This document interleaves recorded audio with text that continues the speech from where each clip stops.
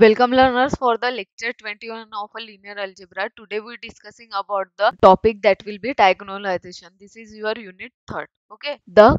Let us go started as a theorem that will be depending on the diagonalization generated to the value. The characteristics polynomial of any diagonalizable linear operator split to the value. Okay. What is the proof of this condition? You know that T is a linear operator. For the diagonalization of true value, they consider as a n-dimensional vector space V.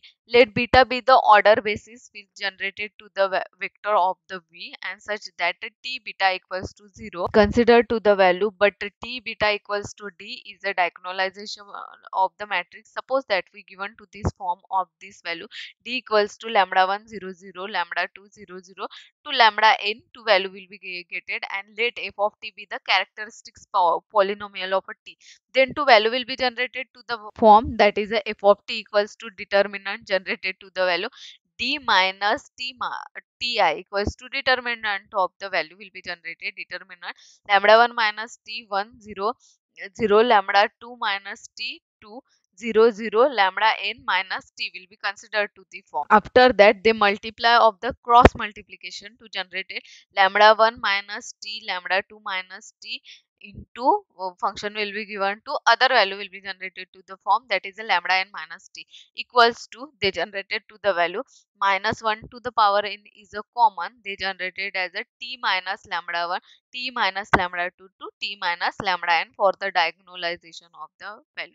This is called the characteristics polynomial of any diagonalizable linear operator split to the value of this form.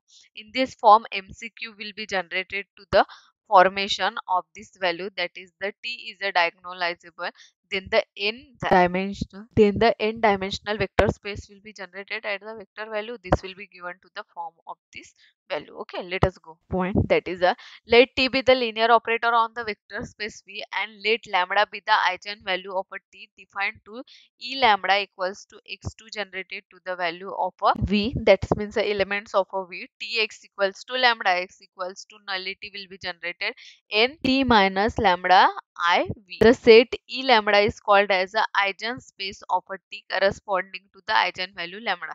Analogously, we define the eigenspace of the square matrix A to the eigenspace of a LA. They both of this value clearly to definition to consider to the E lambda is a subspace of a V considering because of the zero vectors and eigens vectors of a T corresponding to the eigenvalue lambda.